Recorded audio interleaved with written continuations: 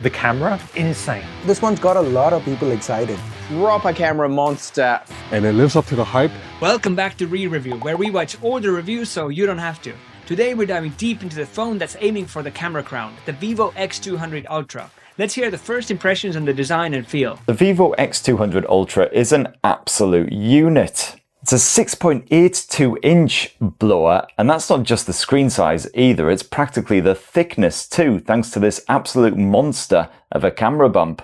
I mean, you can't really call it a bump, can you? Let's face it, this is the table f***ing mountain of smartphone cameras. Generally, with phones with this kind of big camera arrays, the whole thing kind of slopes outwards, as in it kind of melts to the back. That's the effect brands go for. But here, Vivo's gone the other way. They actually pull it inwards at the base. This is a very deliberate choice. Vivo's trying to make this camera array feel like a lens that's protruding out of a camera body. Both sides kind of curve in at the edges into the metal frame that give it a kind of like symmetry front to back and make it feel a little bit softer in hand. Metal glass, very, very premium, and I love the satiny finish of the back glass in this white version. Now with the Pro and the Ultra, you can see the difference in the camera. It's a lot thicker. Okay, on the camera island, and you got that red line going through it. That is so sick. Okay, the red color right here is so fire. The edges here, they are chamfered, and both the back and the display have a smooth 2.5D curve at the very edges. Now the X200 Ultra, it's a big boy, around 230 grams, but those curves, they do help make it more comfortable to hold, even with that huge camera bump. And a screen that is LTPO 120 Hz. It's a very nice screen here, this one. And what I like about it is it does support Dolby Vision. You got HDR there as well. Peak is 4500 nits. In direct sunlight, it is clear. The screen, you can make it out. 6.82 inches. And it is 1440p, well, Quad HD Plus resolution. Now, the X200 Ultra is officially China only, but what's the experience like importing it and dealing with the Origin OS day to day? This phone runs Origin OS 5 based on Android 15. This is the China model because this phone's only sold in China. So by default, it does not come with Google apps, and it comes with a lot of bloatware, like those Chinese apps. But the good news is you can uninstall almost all the Chinese apps. Now let's talk about the setup process, and it's actually really easy. Just select English, follow the on-screen instructions after that, and then when you get to your home screen, Vivo makes it such a piece of cake to get rid of all the pre-installed apps you don't want. Pinch your screen, select them, and then press uninstall. And you can install Google apps really easily. You just have to jump into settings. If you type Google, you actually has a option settings, Google Basic Services, to turn on GMS. And after that, you just have to install the Google Play Store, which is actually in the Vivo App Store. The Vivo X200 Ultra is the first Chinese ROM phone, in my experience, or unless my memory is failing me, to have Android Auto out the box. Yes, Android Auto, wired or wireless, depending on your car, works seamlessly, and I have tested it. No issues. Running with Chinese software, you're not going to be able to get the level of integration with Google services that you would with a British or American phone. But I was able to get my credit card linked up really easily with Google Wallet. Unfortunately, if you use a Pixel watch or a Samsung Galaxy watch, no Wear OS support on here, which is probably the main limitation as far as I'm concerned. Banking apps. If it's an app from the Google Play Store, it will work perfectly on a Chinese ROM, including banking apps. They all work fine.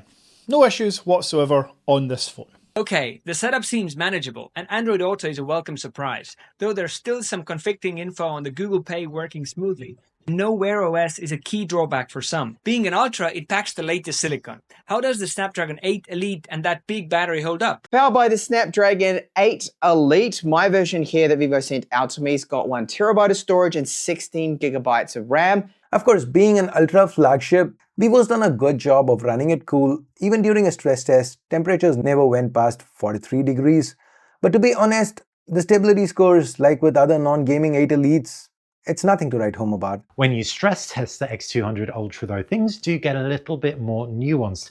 3D Mark solar-based stress test, 20 minutes. The first loop when you play back the test was the highest out of any phone, over 12 6000, but it also dropped to the lowest after around 8 loops.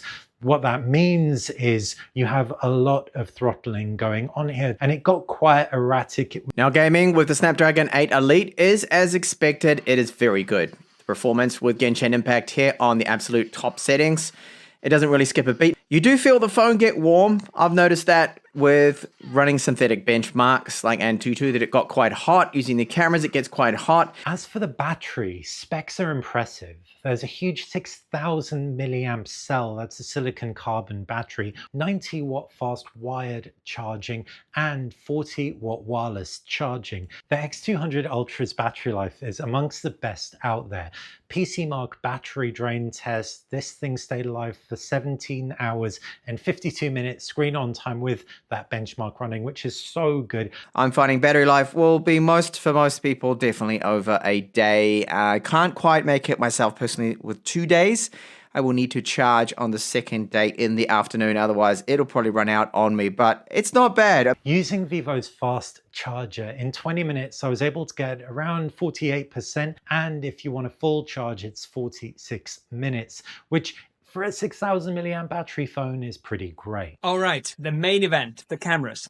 Vivo made some bold choices here, especially with that main sensor. The main camera on the X200 Ultra is where the biggest change happens, and also the most debatable part. The focal length has shifted from the previous 23mm to 35mm, and that's a good thing. A typical feature of these phones, it's been that 1-inch type primary sensor, a trend that Vivo helped pioneer. But the X200 Ultra does not feature a 1-inch sensor. Vivo instead has chosen to go with the Lite 818, a 1x1.28 inch sensor, and they've used this sensor for both the ultra-wide and what we can call the primary lens for simplicity. Realistically, the main attraction for the Vivo X200 Ultra, however, is that new main sensor. I'm aware we're losing out on the 1-inch sensor type, but in turn we have a 35mm equivalent main sensor. A focal length that gives you a much better compression, allowing not only for the shot to look more natural because of it, but also giving you more and a better depth of field in the shot itself. As for the downside of the smaller sensor, honestly, it's hard to notice. When I shot in near dark conditions without a direct comparison, I couldn't even tell how much the difference there was. If I didn't tell you the sensor was downgraded, you probably wouldn't spot the difference. This one is just a clear win for Vivo because Vivo's ultra-wide sensor uses the exact same sensor as the main camera, the Sony LYT 818. So the sensor size is 1/1.3 inch. This is huge for an ultra-wide sensor. These other two guys, they use a Samsung JN5 ultra-wide sensor, 1/2.75 sensor size, almost twice as large as 1/2.75. The ultra-wide, which I'm using right now, this is, well, I think one of the first phones that I have used and tested at least, that has optical image stabilization. Once you move to low light conditions or high contrast scenes, Xiaomi and Oppo's ultra-wide camera just completely falls apart, and Vivo's ultra-wide is just much better. Like, the difference is so jarring, you don't even have to zoom in to pixel peep. Just look at these shots even from afar. The 200 megapixel HP9 is an old friend. This time, the only upgrade is a slightly larger aperture. Everything else remains the same. It also supports a macro mode, and I'd argue it's the best telephoto lens on any smartphone. No debate. One thing's for sure, the Vivo X200 Ultra sports one of the absolute best zoom cameras on any smartphone ever. Up to around the 460mm focal length, you'll consistently get sharp photos that still look great when blown up onto a monitor. Now the zoom shots with that periscopic 3.7 times optical zoom camera look really good. Plenty of detail there. I like the colors using the Zeiss preset. Low light performance across all of the cameras has been fantastic. I think it's the best I've seen, a true champion when it comes to low light performance. We have that Zeiss T-Star coating as well, which makes a big difference, cutting down on the reflections, the glare that can sometimes ruin shots. Vivo seems to be pushing video features hard this year too. Let's see how it stacks up for recording. For video performance, I already thought the X200 Pro was one of the best video camera phones around, and I think the X200 Ultra is going to take it to another level because stabilization has been improved across all three lenses. You can shoot at 4K 120 for all three lenses. And when you are using such a large sensor ultra-wide for that, you get great results even with ultra-steady shots. And perhaps most surprising, This became the most impressive vlogging phone I've ever used. I just plugged in my external microphone to it and used the ultra wide for filming 4K 60 video. Because of the bigger sensor, there's some relatively good background foreground separation, and I know I'm in frame, and I'm in frame in 4K. Front facing camera, this is 24 millimeters, 50 megapixels, has electronic image stabilization, and you can shoot 4K 60 and 4K 30, which I'm doing right now. Quality, reasonably good. I tested out of my camera comparison. The stability of this electronic image stabilization is okay here, but there are other phones that do better. Really, the X200 Ultra is currently the only Ultra flagship with an autofocus enabled selfie camera.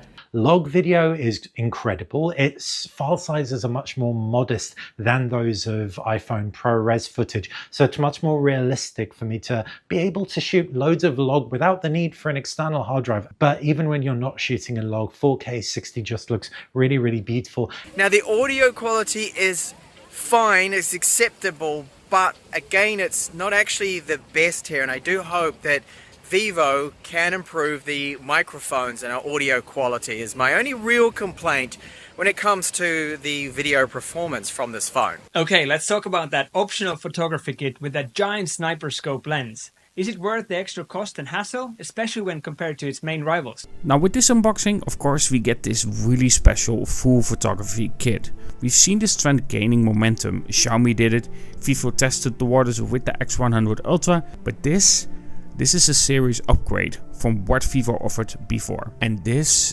is the highlight. This is the reason why the kit stands out. Zeiss in collaboration with Vivo has delivered something special. A high quality attachable lens. This lens uses the periscope camera and gives you a 2.35 optical zoom. So when you use the telephoto adapter, it just clicks into a second bayonet mount on top of the bigger bayonet mount, which is kind of funny. And sometimes a message pops up telling you to switch to teleconverter mode. And while the Vivo X200 Ultra's regular telephoto shooter is stupidly good, the results when you slap on this attachment are frankly ludicrous, capturing remarkably crisp shots of your subject from afar. Photos can look a little bit AI heavy, I have to say, but video, it looks astoundingly good, almost documentary grade. Obviously it's quite hard to stabilize such a long lens, and it definitely doesn't focus as quick as when you don't have the adapter on. But I think you'll agree, if I can keep it steady, the visuals are pretty impressive. Would I recommend the 200mm lens and photography kit? And there are 3 barriers to picking one up in my opinion. The first is, are you really going to be carrying that lens around with you? Second barrier to entry is the case just doesn't feel great. And the third is the battery grip is super bulky. But so far from my early testing, I do think this zoom lens, it's better than the zoom lens in the Xiaomi 15 Ultra, even though they have the same hardware. The fast aperture here and Vivo's, in my opinion, superior, more mature processing does come into play. The Xiaomi 15 Ultra is another obvious alternative, and if you like that hyper contrasty Leica look, you may want to pick one of those up instead of the Vivo X200 Ultra. In addition, that's widely available in the West, Europe specifically, so it's easier to get working with your services and buy one. Starting with the closest competition, in my opinion, the Oppo Find X8 Ultra. Oppo has an even spread of 4 cameras around the back. There's no log video. Videographers will definitely prefer the Vivo X200 Ultra. Vivo's processing doesn't soften things quite so much. Here is the X200 Ultra right next to the X200 Pro. The Pro is still one of my favorite phones, and if you don't need 35mm for the main camera and you want 23, and you've got the same zoom camera as well with the Pro, I would still go for the Pro. The Pro is global as well. If you can get your hands on it. The pricing for the X200 Ultra is going to depend on whether you get the photography kit or not. If you do pick up the kit, it's going to come with a 1TB version of the phone, so it'll be very pricey. £1,500, around that, roughly $2,000 plus any shipping and import duties, etc. Camera here to another level. And it's not even that expensive. The whole kit with the lens and the snap-on case and the camera grip It sells for around 180 US dollars. So, the Vivo X200 Ultra. It's clear that Vivo took some risk, ditching the 1-inch sensor for that versatile 35mm main lens and a seriously upgraded ultrawide. The performance is flagship level, battery life is excellent, and the software is manageable even for importers, especially with Android Auto now included, though watch out for the Wear OS incompatibility. On the camera front, it edges out the competition in overall flexibility, low light, zoom consistency, and video features, particularly with that class-leading ultrawide.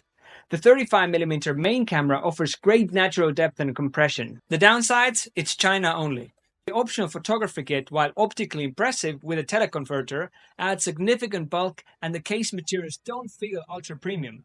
Audio recording quality could still be improved. Overall, the consensus points to Vivo X200 Ultra being arguably the best overall camera phone right now, especially if you value the 35mm perspective and top-tier video features. However, the import hurdles mean that it's best suited for enthusiasts willing to navigate those challenges. For many, the globally available X200 Pro or the Xiaomi 15 Ultra might be more practical choices. That's it for our ultimate roundup review of the Vivo X200 Ultra. Find links to full videos down below and come back for more re-reviews where we watch older reviews so you don't have to.